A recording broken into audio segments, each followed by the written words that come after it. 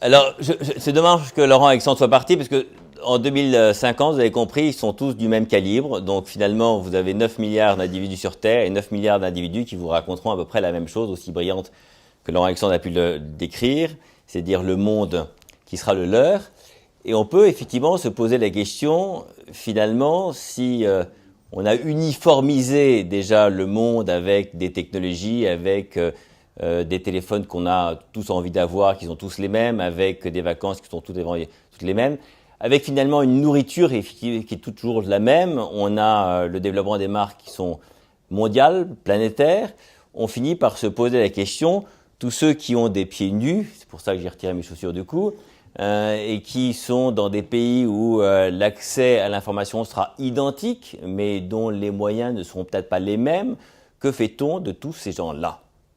Alors, tous ces gens-là, c'est la même façon, c'est les mêmes gens dont aujourd'hui on se dit, mais il y en a 30 000 à caser, je ne sais pas où, en Hongrie, on fait des murs, on est en 2015, bientôt 2016, on va faire des murs en Hongrie, on ferme les frontières en Allemagne, et on peut se poser la question, littéralement, en 2050, si on a cet afflux de technologie dans le cerveau de chacun, qu'est-ce qu'on va faire? Parce qu'ils seront tellement brillants qu'ils passeront les murs d'une autre façon et l'insécurité sera pleine et totale et entière. Et à ce moment-là, le monde de demain, ce que dit assez facilement Laurent Alexandre, sera non seulement chaotique, mais pourra ressembler à ce que James Diamond a écrit dans Effondrement, c'est-à-dire l'effondrement des cultures, l'effondrement des pays, les guerres civiles et d'ailleurs, entre parenthèses, l'ensemble des ministères des armées et l'ensemble de ce que sont les politiques aujourd'hui quand ils parlent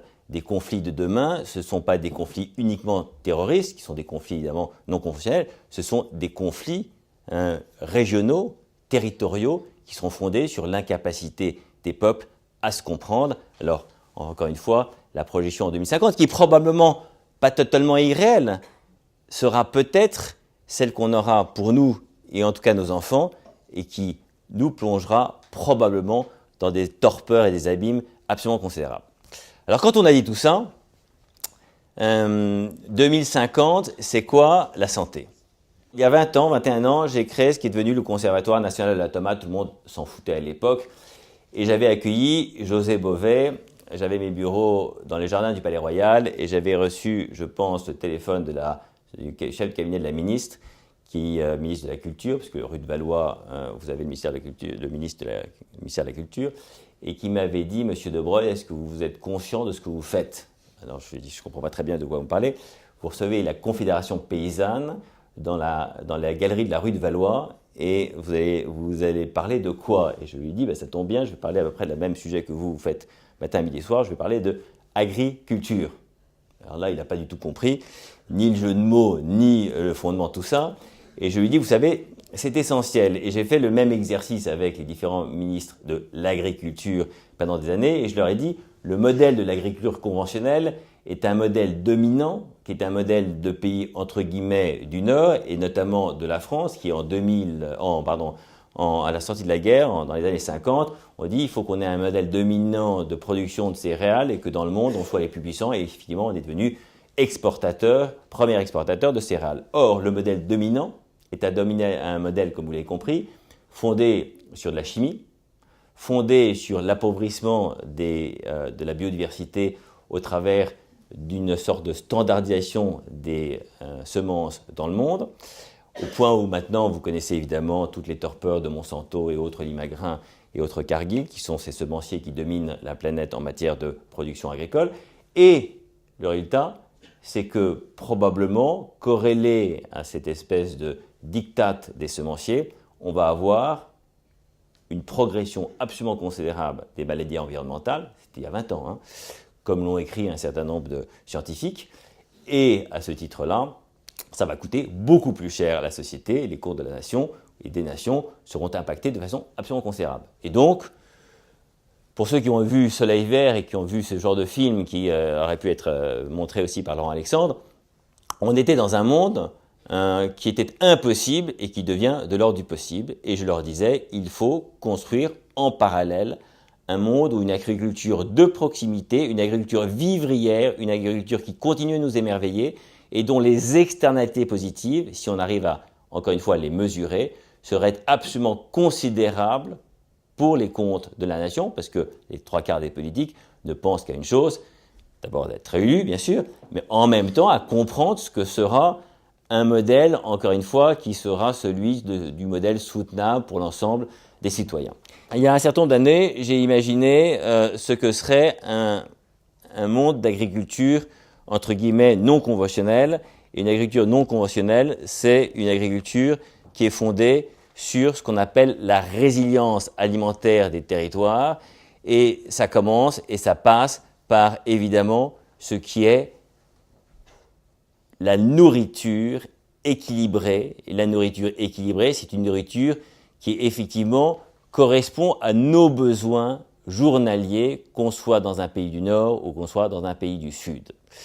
Alors, j'ai imaginé avec un certain nombre ce que deviendrait cette micro-agriculture qui, contrairement à ce qu'on pense, serait une micro-agriculture dans des territoires, quels qu'ils soient dans le monde, mais surtout qui seraient des micro-territoires. Alors, c'est quoi un micro-territoire? Vous avez tous en tête que l'agriculture aujourd'hui, c'est quoi? Ce sont des champs qui sont labourés une fois par an, et je vous rassure, c'est la même chose, encore une fois, dans le monde entier, qui sont labourés une fois par an, qui ont en moyenne une culture annuelle, et sur lequel le soleil tombe 95% du temps sur de la terre à nu. Or, le vivant, c'est le sol.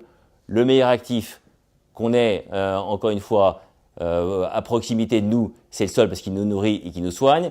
Et la chose la plus extraordinaire, c'est qu'on se nourrit avec une intimité étonnante. On met dans son corps ce qui théoriquement est produit avec un respect total de soi-même et du vivant. Et c'est exactement le contraire que l'on fait. Aujourd'hui, simplement pour vous donner une idée, le coût annuel des maladies environnementales, c'est-à-dire ce qu'on appelle les perturbateurs endocriniens, ce qui génère les maladies du type cancer, du type maladie de Parkinson, infertilité, obésité et autres, c'est 230 milliards d'euros annuels par an en Europe et c'est 80 milliards d'euros annuels en France. On a entendu Ségolène Royal parler de 100 milliards d'euros du coût des pollutions, mais la santé, c'est 80 milliards d'euros de coûts annuels par an.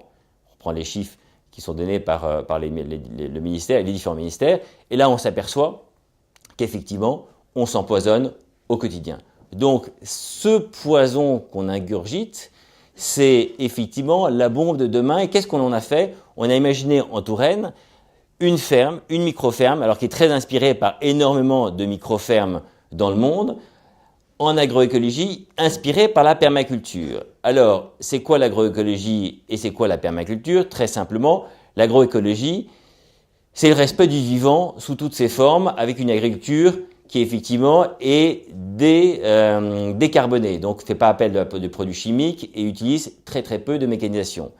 La permaculture, c'est le principe, et ce n'est pas un principe qu'agronomique, c'est le principe d'un écosystème vivrier équilibré, donc effectivement nourricier, et qui va intégrer un certain nombre de dimensions, mais qui remet l'homme et le vivant au centre de la nature.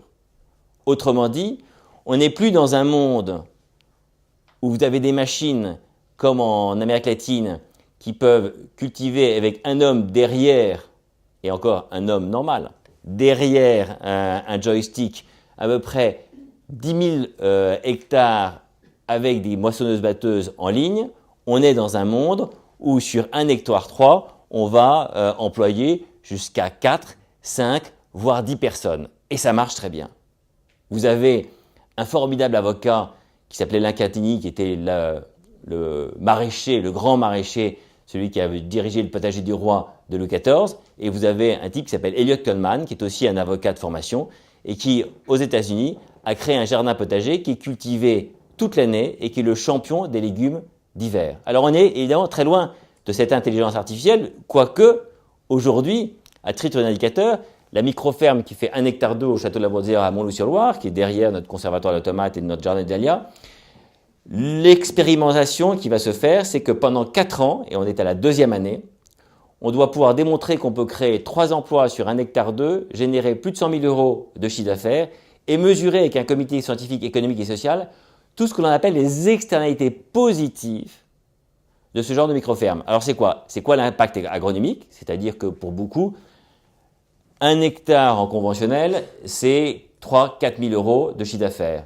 En agriculture, en permaculture, c'est pas 3 000 à 4 000 euros, c'est 54 000 euros. Ce sont les derniers chiffres de l'INRA AgroParisTech. 54 000 euros pour 1000 mètres carrés cultivés dans la ferme du Bec-et-Loing en Normandie. Alors, ça veut dire que globalement, on pourrait imaginer que c'est 50 à 80 fois plus performant. Pourquoi? Parce qu'on utilise beaucoup d'intelligence humaine. C'est de l'innovation. On n'est pas dans le romantisme, entre guillemets, qui essaie de contredire le siècle des Lumières et le progrès. On est vraiment dans une observation et de ce qu'on appelle la symbiotique, la symbiose des plantes qui contribuent entre elles et qui vont permettre d'être plus abondantes en termes de production et en même temps en termes de capacité de lutter contre les ravageurs. Pourquoi? Parce qu'il y a beaucoup plus de biodiversité cultivée. On ne fait pas de la monoculture, on fait de la quasiment multiculture.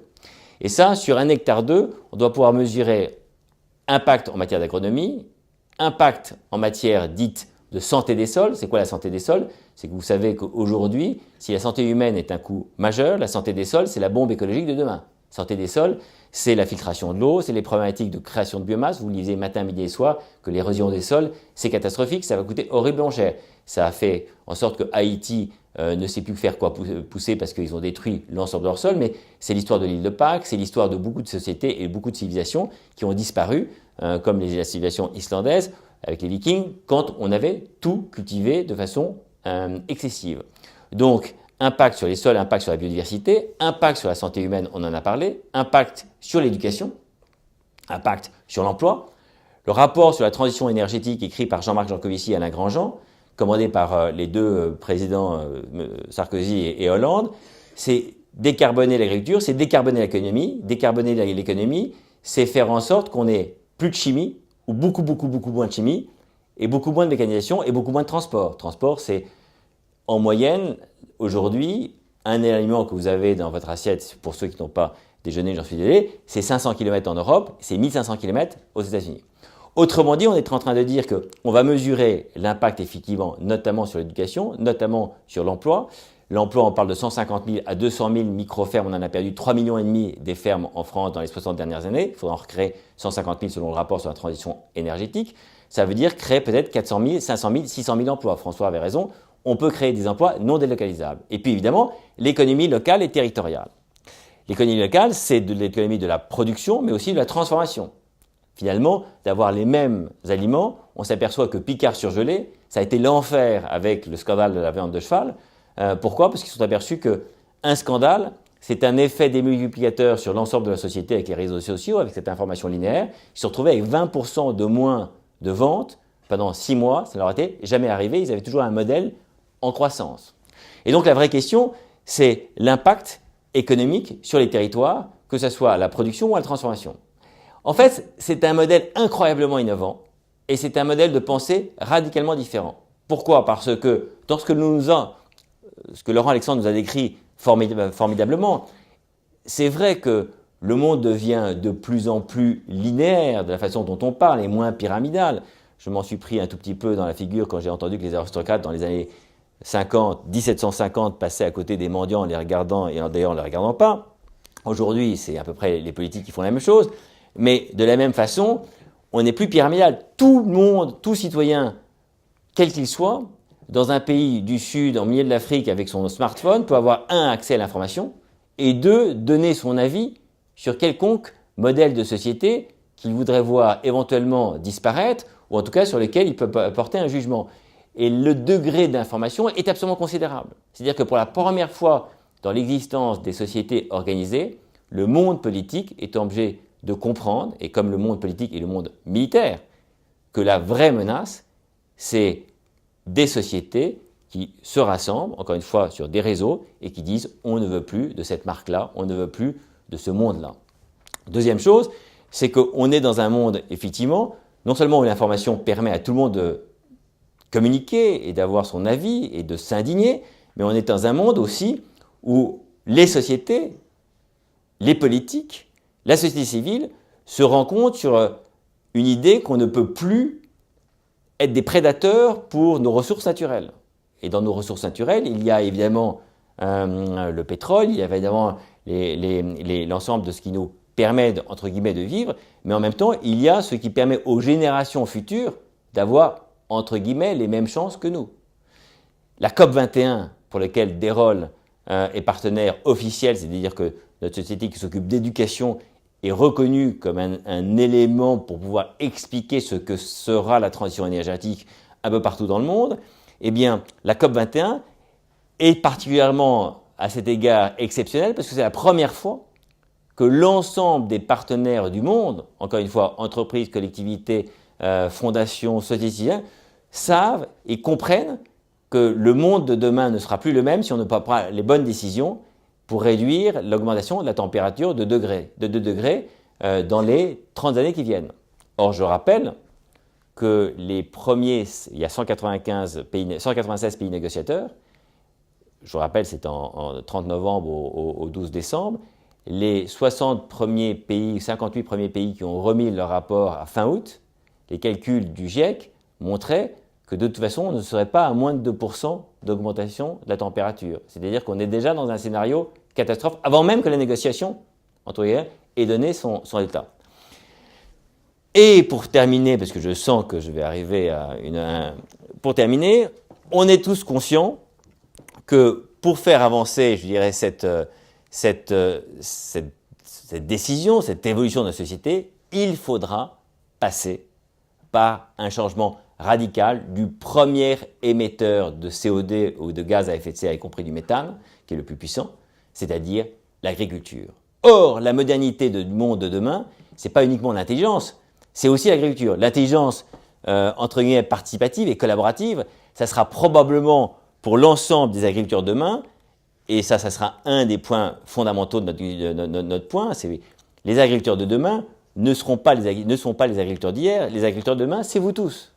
La question de ce modèle d'agriculture, de permaculture, c'est de dire, est-ce que des gens comme vous peuvent, sur des petites parcelles, modifier leur mode de vie, peut-être travailler 3 jours dans un bureau, habiter près de la campagne, faire en sorte de faire passer cette prairie qui a été comme telle il y a encore 2 ans en un jardin nourricier, y travailler pour mieux se nourrir, pour avoir une vie plus agréable et faire de l'intelligence collaborative pour échanger partout dans le monde les constats sur l'évolution de leur production. C'est tout à fait possible. Aujourd'hui, à la Bourdaissière, comme dans le monde, c'est la seule ferme, et c'est un projet de modélisation nationale suivi par un comité scientifique, économique et social dirigé par la groupe Paris-Tech INRA, Pierre-Emma Curie, la chaire social business de HEC et ainsi de suite.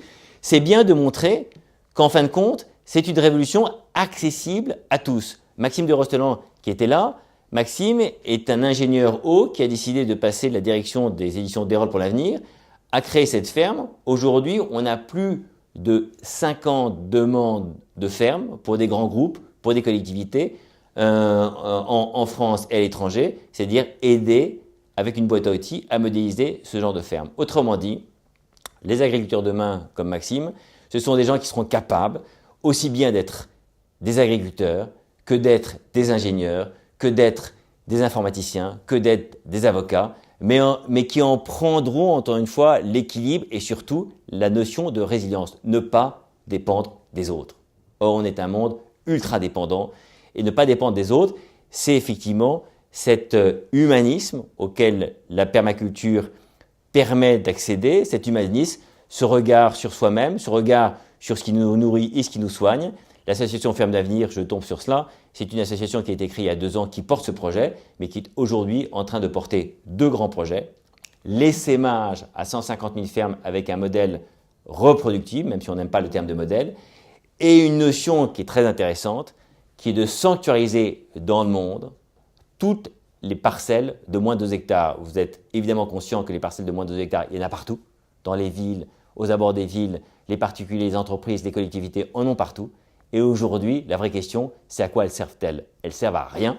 Elles peuvent être un projet immobilier de demain, mais souvent elles ne servent à rien. Et l'idée, c'est que 2 hectares, ça peut changer le cours de la production de maraîchage dans le monde. L'agriculture dans le monde était exclusivement familiale jusqu'à il y a encore peu de temps. L'année dernière, c'était l'année internationale de l'ONU sur l'agriculture familiale. Il faut qu'elle redevienne familiale avec une intelligence collaborative et participative à travers effectivement les constats, les réseaux sociaux et ainsi de suite. Il y a beaucoup d'intelligence, mais encore une fois, le monde de demain pour moi, le monde en 2050, il devra favoriser cette indépendance des individus avec une conscience de l'être, plutôt qu'être une espèce de nivellement auquel on sera amené probablement à statuer sur le plan éthique, qui est celui évidemment qu'on voudra nous vendre, mais encore une fois, la plus belle chose du monde, ça reste, pour ceux évidemment qui l'apprécient, une bonne tomate de son potager ou du potager du voisin,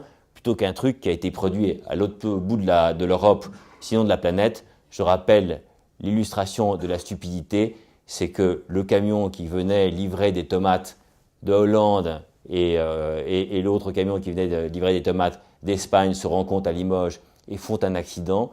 Et en même temps, on s'aperçoit à quel point on s'est coupé totalement du vivant. On pense que ça fonctionne et ça fonctionne très bien comme ça. Or, le jour où la ressource naturelle coûtera plus cher que les 120 ou 150 ou 200 dollars qu'on prévoit de toute façon à un moment ou à un autre comme étant le prix du baril de pétrole, eh bien, que ce soit la ressource ou que ce soit l'eau, la nourriture coûtera tellement cher que les futures guerres civiles se feront comme elles l'ont été il y a peu de temps de cela, il y a 10 ans, les émeutes de la faim, et ça supplantera toutes les découvertes et toute l'intelligence artificielle. Merci beaucoup, Louis. Restez sur scène, on va continuer à parler. Je fais juste une petite parenthèse. On oublie souvent, je ne peux pas venir en arrière, mais je ne sais pas comment ça marche, mais vous avez vu des semences. Le patrimoine génétique contenu dans une semence est une chose absolument extraordinaire. Ce n'était pas des semences, je pense que c'était des semences de lin avant, mais vous devez penser quand vous regardez une semence de tomate que c'est une petite chose dans laquelle est inscrit des codes qui vont permettre à une graine qui pèse même pas un centième de gramme de produire en 6 mois 10 kilos de tomates qui elles-mêmes produisent à peu près 10 000 graines qui eux-mêmes en X années pourront fournir un champ entier de tomates. Et produire, encore une fois, c'est la mathématique, tout simplement, produire assez de nourriture quasiment pour une nation au bout de 4 ans. Donc c'était assez extraordinaire. On oublie la multiplication des petits pains. Tout à fait. Ce qui est intéressant, d'abord, moi, ma première question, c'est que l'autosuffisance, c'est quand même le modèle complètement opposé de l'interdépendance, qui est le modèle dans lequel on vit aujourd'hui dans les économies. Est-ce qu'avec la parcelle de 2 hectares que vous avez là, combien de personnes pouvez-vous nourrir aujourd'hui? C'est ça qui m'intéresse, moi. Alors, il y a plusieurs exemples. Nous, on pense qu'au bout de 4 ans, une parcelle de 1 hectare 2 pourra nourrir tranquillement 100 à 150 familles. Mais en fait, c'est beaucoup plus. Pourquoi? Parce que si on prend l'exemple de la ferme du Bec et Loin, que je vous encourage à aller voir, en tout cas sur Internet, c'est l'équivalent de 200-250 000 euros de chiffre d'affaires sur même pas 1 hectare. C'est Jean-Martin Fortier au Canada, 26 000 dollars pour créer sa ferme, devenu 2 années de suite entrepreneur de l'année, qui génère à peu près 130 ou 140 000 dollars et qui travaille 9 mois par an et qui voyage 3 mois par an. Donc, et qui touche sauf une tarte. Et en même temps, vous avez Elliott Coleman, mais vous avez d'autres exemples partout. La vraie révolution, elle a été, entre guillemets, pensée par Manasabu Fukuoka, qui était un biologiste japonais. Je rappelle que le plus grand laboratoire du vivant au monde et qui a 3,8 milliards d'années, c'est le vivant. C'est-à-dire que c'est la planète au sens du vivant, c'est-à-dire que cette capacité extraordinaire d'avoir trouvé biologiquement toutes les solutions, le biomimétisme, c'est aujourd'hui essayer de comprendre et de s'inspirer du vivant pour trouver des solutions qui ne sont pas des produits de synthèse comme on en a fabriqué depuis que l'industrie chimie, depuis le début, entre guillemets, l'après-guerre et le début du siècle dernier.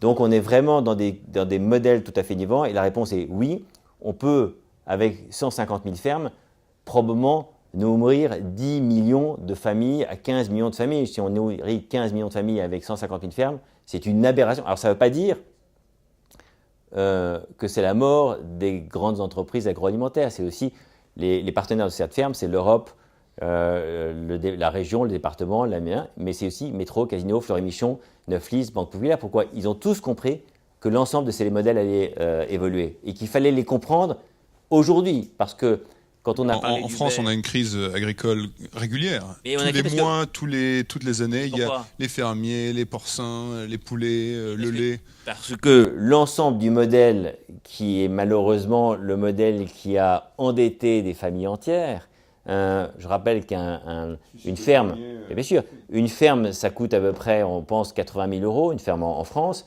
Un tracteur, pour ceux qui se posent la question d'un tracteur, ça va de 50 000 € pour le tracteur qui ressemble même pas à un volant et à pneus, à quasiment 500 000 €, 700 000 €. Et ils se sont tous fait vendre des crédits pour cela, plus des terres qui n'ont plus de vivants. Alors vous avez tous vu probablement cette semaine ce reportage sur des maïs issus de variétés anciennes qui ont parfaitement résisté sans intrants, sans eau, sans rien, qui ont résisté à la sécheresse, par rapport à tous ceux qui étaient des hybrides F1 qui ont été détruits au premier coup de sécheresse sans eau. Donc, hybride F1, ça c'est quoi? C'est du Monsanto? C'est Ah bah, les F1, c'est le produit de la recherche. Et moi qui ai animé, y compris avec Xavier Belin, des débats, et le dernier c'était aux Ateliers de la Terre où il y avait à droite Xavier Belin et qui parlait de recherche comme étant un modèle unique, et à gauche la présidente de Food Crops, qui est une institution des Nations Unies qui détient tout le patrimoine, enfin qui ne détient pas au sens juridique, mais qui le détient physiquement et qui les donne à qui veut, qui sont toutes les graines qui existent, qui sont un peu répertoriées dans le monde. Mettons, vous avez quasiment 150 variétés de riz, 1000 variétés de riz au monde. Je rappelle qu'on en bouffe 3 ou 4 dans nos... Et donc, il y a 600, parce que comme vous êtes un spécialiste de tomates, il y a quand même 650 variétés de tomates. À la Bourdesière, mais il y en a plus de 20 000 au monde. Mais quand j'ai commencé il y a 20 ans et qu'on regardait les tomates comme étant rondes, rouges et sans saveur, on se disait que c'était l'Uberlu qui nous parle de 300 variétés de tomates. Mais encore une fois, ça s'appelle la diversité, c'est l'émerveillement, et c'est probablement ce qu'on ne mesure pas, c'est au-delà de l'émerveillement, c'est quelles sont les contributions organoleptiques, médicinales, cosmétiques de toutes ces plantes, alors qu'on voudrait, encore une fois, tout standardiser. Alors on va prendre des questions maintenant, parce que là, ce qui est quand même intéressant aujourd'hui, c'est qu'on est passé de l'hyper-technologie de l'organique, enfin le mélange de la technologie et de l'organique, à un retour à un savoir-faire avec notre intelligence aussi, pour pouvoir faire produire 1 hectare d'œufs et nourrir 150 familles. Donc, est-ce que vous avez quelques questions pour notre ami le comte aux pieds nus? Défaut de comtesse. Oui, Louis Albert, on se pose souvent dans Oui Demain la question de la transition entre le monde d'hier, entre guillemets, et le monde d'aujourd'hui, et que vont devenir les acteurs du monde actuel. Tu as bien expliqué qu'il y a un certain nombre d'acteurs de l'agroalimentaire, de la distribution, etc., qui commencent à s'intéresser de très près à ça, mais plus précisément, est-ce qu'aujourd'hui, ces gens-là, Fleury-Michon, Métro, etc., avec qui tu discutes, est-ce qu'ils ont un plan de bataille, et qu'est-ce que pourrait être finalement le système de la grande distribution dans l'hypothèse où il arriverait à incorporer ces nouveaux circuits agricoles? Alors, tous se posent la question, effectivement, de la territorialité de la production. Aujourd'hui, qu'est-ce qu'on fait? On produit, on envoie ça généralement dans des coopératives, et puis ensuite c'est redistribué selon un marché international prévendu, ainsi de suite. Or, demain matin, Fleury-Michon, l'une des questions de Fleury-Michon, c'est comment fait-on des fermes modèles qui vont tout intégrer pour avoir du très très bon cochon, bien nourri, et qui sera une signature régionale. Et c'est tellement évident de revenir à une production locale pour un usage local qu'on se demande pourquoi, entre-temps, on est passé par des errements, mais qui sont devenus aussi des domaines dominants. Donc, ils sont tous très favorables à revenir avec une économie d'échelle. Mais la vraie question, c'est à quel prix? Or, l'erreur qu'on fait tous, c'est la certitude d'incertitude. On est persuadé que ça ne peut pas marcher. Or, le nombre d'incertitudes qu'on peut avoir est quand même formidable. On ne sait pas quel sera le prix de l'eau demain matin, parce qu'encore une fois, l'eau, on ne la paie quasiment pas aujourd'hui. On ne sait pas quel est le prix du pétrole demain matin. Or, le pétrole, en matière d'agriculture, sans pétrole, il n'y a pas d'agriculture conventionnelle. Or là, dans ces systèmes d'agriculture de proximité, on ne dépend ni de l'eau, quasiment pas, parce que ce que j'appelle la symbiose des plantes permet justement d'avoir un usage très parcellaire de l'eau. On ne dépend pas du pétrole, on ne dépend pas de la mécanisation, on dépend de l'homme. Et aujourd'hui, hier, l'homme, c'était pour beaucoup un abruti qui ne se lavait pas, qui se chauffait la bougie, qui était pieds nus. Mais demain matin, ça sera quelqu'un, comme nous tous, qui se dira « je vais faire ça 2 jours par semaine ou 3 jours par semaine ». Peut-être qu'il y aura justement des petites fermes participatives où les gens viendront systématiquement s'échanger des informations et avoir un bon moment. Alors j'en sors un livre pour la COP21 dont la conclusion est écrite par Bernard Stiegler, qui est un philosophe, économiste, un type formidable qui, je ne vais pas le dévoiler, mais c'est entropie et négantropie. C'est le monde de demain sera un monde où probablement on devra passer plus de temps ensemble. Et ça, c'est formidable. Mais c'est un enjeu de société majeur. Plus de temps ensemble. C'est bien parce qu'aujourd'hui, tout le monde critique le fait qu'on a tous nos smartphones, qu'on est séparés les uns des autres par la technologie. Et là, ce sera un monde où on viendra pas ensemble. Mais j'avais aussi une question importante. Est-ce qu'il y a de l'engrais? Est-ce qu'il y a des pesticides? Parce qu'il y a forcément... Il n'y a ni pesticides, il y a des engrais verts, des engrais naturels. Mais il y a des animaux, il y a des bestioles qui vont vouloir bouffer tout ça aussi. Alors le principe, c'est comme les buffets. C'est le seul exemple que je peux donner. Si vous avez uniquement un sandwich au saumon, vous avez la queue des gens qui attendent pour aller voir le sandwich au saumon, et puis il y a l'autre qui dit « Attends, je prends mon sandwich au saumon, ça suffit au saumon ». Et si vous avez un buffet avec 350 trucs différents, tout le monde se précipite sur les 350 trucs différents. C'est exactement la même chose avec les prédateurs. Plus il y a de diversité, plus les prédateurs sont paumés. Et en permaculture ou en agroécologie, on sait qu'on peut perdre jusqu'à 10 ou 15%. Ça ne veut pas dire qu'on est moins productif, nous on dit abondant. Ça veut dire que tout ce qu'on n'a pas perdu avec des intrants, avec de la mécanisation, du coup, on le gagne, entre guillemets, effectivement, avec une agriculture saine. Et en même temps, on a peut-être 20% de moins de production. Et encore, ce n'est pas vrai. Oui, parce que les plantes sont plus résistantes à la sécheresse. Ouais. À ce sujet, en fait, vous parliez tout à l'heure de la symbiose, de l'usage de la symbiose des plantes qui permettait d'utiliser moins d'eau. Est-ce que vous pourriez juste un petit peu expliquer? Parce que moi, Bien sûr. Je suis pas... Grosso modo, quand vous semez de façon industrielle ce qu'on appelle un plant, vous semez en général, alors, les plants, c'est ce que vous avez imaginé, c'est ce qui permet à un maraîcher de cultiver, mettons, des carottes. Donc, il va, sur 80 cm, la machine ne peut semer que 3 rangs sur les 80 cm. En permaculture, on va planter jusqu'à 12 rangs. Et là, on se dit, mais à quoi ça sert? Et en fait, on ne va pas planter 12 rangs de carottes. On va planter des carottes, probablement on va intégrer du pois à l'intérieur, on va intégrer un chou, et un type de chou, une laitue, et en fin de compte, ça va être les apports des uns et des autres pour les légumineuses de l'azote, qui va fixer dans le sol de l'azote. La carotte, les fans de carottes vont empêcher le soleil de taper directement sur des graines qui vont évidemment créer des plantes, enfin généralement des mauvaises herbes. Et en fait, c'est l'intégration de ces systèmes entre elles qui vont permettre de réduire les évaporations d'eau et donc en même temps susciter un équilibre pédoclimatique formidable. Et en même temps, générer une abondance de production parce que vous aurez beaucoup plus de production sur un même plan. Donc, c'est simplement de l'observation. Quelles sont les plantes qui, entre elles, vont s'entraider et réduire, évidemment, les notions d'arrosage classique. Dans cet ordre d'idées, en fait, est-ce que finalement c'est une agriculture qui progresse par rapport à hier ou avant-hier, ou est-ce que c'est le retour, parce que j'imagine qu'il y a bien des retours aux bases d'avant-hier, mais est-ce que ça a progressé, est-ce qu'on retrouve ces bases, ou est-ce qu'on progresse par rapport à ces bases? Est-ce qu'on sert de ces bases pour progresser? Par exemple, je pense à la jachère, à des choses comme ça. Est-ce que j'ai vu qu'il y avait des agriculteurs qui revenaient au principe de la jachère pour renourrir, que les sols se renourrissent? Est-ce qu'on revient à ce type d'agriculture ou est-ce qu'on progresse Alors, en fait, vous posez une question qui est de l'ordre du psychologique, parce qu'évidemment, on progresse énormément, parce que c'est de l'observation, c'est très technique, et ça s'adresse à des gens qui, entre guillemets, soit ont l'esprit ouvert, soit, comme beaucoup, se disent « Mais attendez, ces histoires-là, c'est, encore une fois, la peau de mouton et la bougie d'hier. » Or, c'est faux. Je vais juste l'illustrer par un exemple.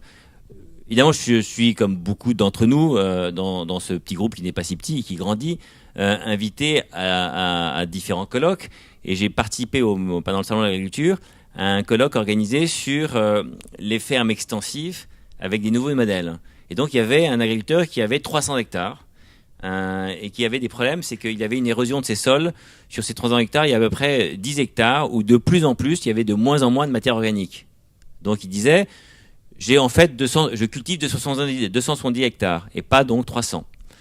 Et je lui dis, mais sur ces 30 hectares, vous pourriez faire de l'agroforesterie et avoir des petits poumons de verdure. Et sous l'agroforesterie, vous savez, c'est la culture en strates. Vous avez 7 strates, des grands arbres, des petits arbres, des buissons, ensuite des cultures de sol et des cultures sous-sol, c'est-à-dire des légumes racines.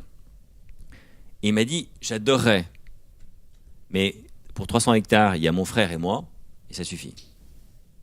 Et donc, l'explication n'était pas une explication technique, c'était une explication d'ordre, je dirais, de coût social et d'environnement social. Or, l'expérimentation qu'on fait, c'est évidemment pour comprendre quels seront les porteurs de projets demain de ce genre de micro-ferme et quels sont les freins.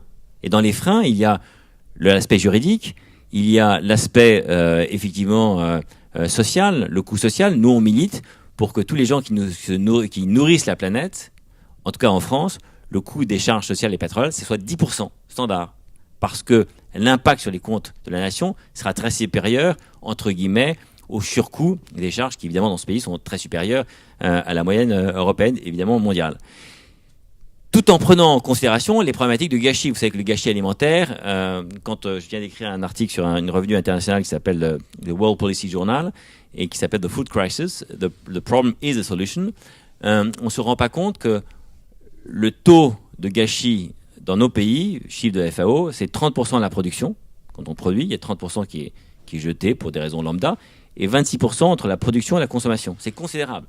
Quand vous dites qu'il y a 440 millions d'habitants en Europe et qu'on ne sait pas gérer la progression de la démographie, ou l'Amérique, la même chose, en fait, quand la démographie monte de 1 ou 2 ou 3% sur 10 ans, c'est évident qu'il suffit de réduire le gâchis, on a répondu au problème. C'est-à-dire que presque plus de la moitié de ce qu'on produit est gâché, quoi. Ben oui, absolument.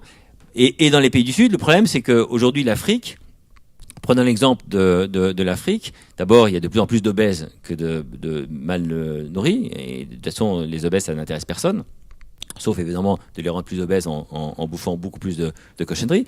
Mais surtout, pour prendre la corne du Sahel qui est en train de se désertifier, la vraie question, à un moment ou à un autre, va être cet afflux de population qui va chercher un autre, entre guillemets, un autre modèle de vie et qui risque d'arriver chez nous et qui va faire un désordre évidemment politique, civil majeur. Et là, on se reposera la question du modèle d'agriculture locale et comment recréer des modèles d'agriculture qui fixent les populations. Pour moi, c'est le point majeur. Il faut expliquer que fixer des populations dans un modèle agricole innovant, c'est l'intelligence participative de demain.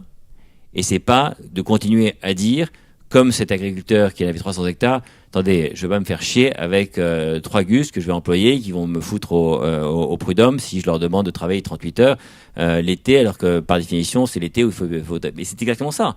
On a réduit l'alternative à des problèmes typiques qu'on a construits depuis 60 ans de modèles de société qui, effectivement, sont fondés sur une autre vision du rapport qu'on a avec la nature, qui est un rapport utilitariste et un rapport de prédateur. Oui, mais j'ai l'impression aussi que notre France, telle qu'on la connaît aujourd'hui, est définie par les 30 Glorieuses. C'est-à-dire que tout ce qu'on voit, que ce soit en matière d'immigration, de droit du travail, de tous ces concepts d'agriculture, c'est quand même tout ce qui a été créé après la Deuxième Guerre mondiale, là, sur les 30 Glorieuses. Alors, Deuxième Guerre mondiale, oui, même un peu avant, parce que la chimie a commencé bien avant, la fin du 19e. Mais je pense que le modèle dominant, qui est vraiment le modèle qui doit nous interpeller pour 2000, c'est le modèle de dépendance et d'interdépendance par rapport au modèle de résilience. On est dans des sociétés où c'est formidable. Demain matin, on aura de plus en plus de technologies qui nous rendra, entre guillemets, de plus en plus dépendants de l'accès à la technologie qui, de toute façon, sera de moins en moins cher. L'intelligence artificielle, qu'on a évoquée, je ne sais pas si elle sera pour toute la population, j'en doute évidemment fortement. Je pense qu'elle sera réservée à des élites. Et le monde de demain ne peut pas dépendre d'une micro-élite qui s'enrichit par rapport à une population qui se paupérise et qui s'appauvrit, parce que sinon ça sera explosif. Ça sera peut-être le cas. Mais ce qui est certain, c'est qu'on doit absolument avoir des politiques qui mettent toute leur énergie à rendre résilients les territoires, à rendre résilients les sociétés, de sorte à ce que l'explosion ne se fasse pas par l'incapacité des uns, entre guillemets, à parler avec les autres. Et alors, s'il y a une intelligence qui devient évidemment supra-intelligente par rapport au commun des mortels, ça va être l'enfer. Bon, très bien. Je vous remercie tous. Il y avait encore une question ou pas? Parce qu'on arrive à la fin du... Oui. Ce système ne fonctionne, enfin de mon point de vue, que si effectivement ça reste citoyen, c'est-à-dire que ça reste à une échelle humaine. Donc quand vous me dites effectivement Fleury Michon, enfin voilà, il commence à se poser des questions. Je veux dire, la vraie question, c'est qu'une fois de plus, ça va être encore des industriels ou des gros groupes qui vont mettre la main sur ce type de culture. On peut dire tant mieux, mais c'est toujours un problème de rapport de pouvoir entre ce que peut faire individuellement chaque citoyen et le fait qu'à un moment une industrie vient mettre la main dessus parce que c'est potentiellement une manne financière. Donc j'ai du mal à comprendre si demain, si c'est ces grands groupes qui s'en emparent, on recommence. Alors non, mais non, en fait, vous posez la vraie question, mais je pense que la question est un peu est mal posée. Pas parce que vous la posez mal, c'est simplement parce que c'est naturel. J'ai été élevé chez les jésuites, donc je connais la façon d'enrober le truc. Non, mais quand moi j'ai dit il faut intégrer Métro Casino, étant donné que je travaille avec tout le réseau associatif, donc ils me connaissent depuis un certain temps et je fais souvent le grand écart. Et je leur dis non, on ne peut pas opposer tout le monde parce qu'un jour, le monde aujourd'hui, c'est 75% des fruits et légumes sont achetés dans les supermarchés. Donc oublions l'idée de les exclure parce que c'est mauvais. Et quand je vois Georges Plassard, le patron de Casino, et je lui dis est-ce que vous avez simplement pensé au changement de modèle? Donc déjà, on est à 4. Carrefour, pardon, on est à 4, le truc est méga tentaculaire dans le monde, et je lui dis, vous savez, Président, les modèles changent. Il y a quelques années, les pays sont d'accord, on leur a dit qu'il y aurait bientôt une chaîne hôtelière qui serait la plus importante au monde et qui se serait fait en 5 ans, Airbnb, personne n'y aurait pensé. On aurait pensé, les taxis G7 qui ont été créés par Huxley, qu'il y aurait un jour un mec qui aurait fait des taxis Uber, qui serait le premier chauffeur, la première boîte de taxi au monde, en quelques années, personne n'y aurait pensé. Et ainsi de suite, et Amazon, et Google, ainsi de suite. Donc les modèles dominants sont à risque. Et je le dis, vous connaissez évidemment la ruche qui dit oui. Et là, il y a eu un blanc. Et j'ai pris conscience que ça va tellement vite que même en haut de la pyramide, quelquefois, ça n'a pas percolé. Et donc, il s'est retourné vers son secrétaire général, il m'a dit qu'est-ce que c'est que ce truc? Puis on lui a expliqué, il a dit ouais. Je lui ai simplement dit que en l'espace de 3 ans, la ruche qui dit oui, c'est 850 points de vente et qu'ils ont 3700 demandes, ça c'était il y a un an, et que probablement ils en auront d'ici 2020 peut-être 4 ou 5 000 points de vente. Et là, je lui ai dit à peu près comme vous. Il a dit non, nous on n'a pas 3 4 500 points de vente en France, on en a 3 500 dans le monde. Ah, donc ça veut dire que la ruche qui dit oui peut être beaucoup plus important en 4 ou 5 ans. Donc ça veut dire que le modèle, il doit s'adapter, y compris pour ces grands groupes. Sinon, quand il perd 3 ou 4 ou 5%, ça peut faire très mal. Et en même temps, il peut y avoir des side effects, des externalités dites négatives qui peuvent être fatales pour des grands groupes. Donc, la réponse est comment on change un ensemble de systèmes au bénéfice de l'ensemble du système. Parce qu'il y aura toujours des gens qui iront dans les supermarchés. Pourquoi? Parce qu'ils ne pourront pas faire autrement. Parce qu'ils sont près des villes, parce que ceci, parce que cela. Quand on travaille avec la Poste sur le réseau social, le réseau des relais de poste, et comment eux peuvent être des relais éventuellement pour une nourriture et amener de la bonne nourriture à des gens qui sont évidemment dans des endroits où ils ne cultivent pas et ceci. On repense la société. Et repenser la société, c'est la repenser avec l'ensemble des acteurs de la société. Moi, je suis intimement convaincu qu'effectivement, c'est demain matin qu'on continuera à entretenir ces micro-agricultures au bénéfice du local, mais que reliées entre elles, elles devront aussi permettre à des plus grandes structures de se fournir de bons produits. C'est tout le principe des coops, des coopérations, c'est-à-dire qu'on se réunit entre nous et puis on vend aux grands groupes après. Des coopératives, c'est ça. Mais alors ce qui va être intéressant, c'est que tu bosseras 3 jours à Canal, et puis après 3 jours tu iras à la ferme, et puis tu vendras que à la Belle, que à la ferme. Mais avec un petit truc derrière, plugué. Je vais vous raconter une histoire. Certains ont entendu parler de Cocopelli, l'association Cocopelli. Ça a été créé par Dominique Guillet et il y a 20 ans, j'avais été voir, même 25 ans, j'avais été voir Philippe Desbrosses, Dominique Guillet, et c'est ce qui a fondé mon engagement. C'est quand Lee Magrin m'a commencé à me casser les pieds en me disant vous ne pouvez pas travailler avec des gens comme ça. Je me suis dit mais comment ces types qui préservent le vivant sont des menaces pour des gens dont l'idée c'est d'embrasser le monde avec des mêmes produits. Et un jour, j'invite à déjeuner Dominique Guillet, enfin qui passait 2 jours à la maison, et j'avais Bernard Debré. Bernard Debré, que vous connaissez, ministre, mais en même temps un grand professeur.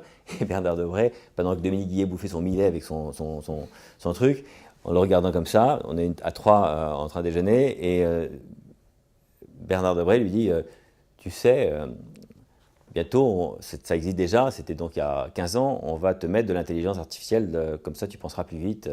Dominique, et tout ce que tu dis, ça sera pensé plus haut, plus fort et plus rapide.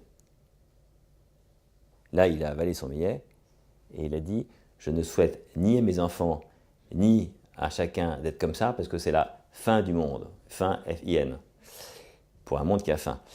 Et là, j'ai pris conscience qu'il y a 15 ans, on allait avoir un jour une conférence à Canal+, avec Laurent Alexandre, juste avant moi, qui vous parlerait de cette intelligence, et c'est exactement ce qui se passe. Et donc je me remémore cette vision d'un bonhomme qui est probablement l'un de ceux qui, dans le monde, aura sauvé le vivant, comme d'autres, comme le week-end dernier au Festival de la tomate chez nous, on avait Tom Wagner, qui est un type très modeste, qui est le plus grand obtenteur de tomates, de pommes de terre, de maïs, et qui aujourd'hui, en croisant des variétés anciennes, a croisé des variétés qui vont apporter des protéines. Vous savez que le grand enjeu, c'est réduire les protéines animales et faire monter les protéines végétales.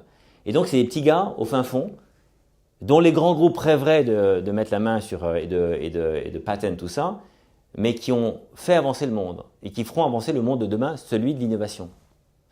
Mais l'innovation, pas brevetable, celle qui est en libre circulation. Linux, ça marche, et ça marche depuis 15 ans. Eh bien, ce que font ces gens-là, c'est de l'intelligence du partage. On est dans une société, je pense, qui sera de plus en plus une société du partage, Blablacar, Airbnb et ainsi de suite, c'est un monde du partage. Je pense qu'effectivement, soit on explosera, soit on cohabitera avec un monde du partage et en même temps un monde de la raison, de la conscience. Je rappelle encore une fois les mots de la COP21 de Nicolas Hulot, que la COP21 soit la conscience de l'humanité, seul être vivant doté de conscience qui pour l'instant n'a pas montré qu'il était capable justement d'être mesuré. Très bien, sur ces belles paroles, merci beaucoup d'être venu, Louis Albert.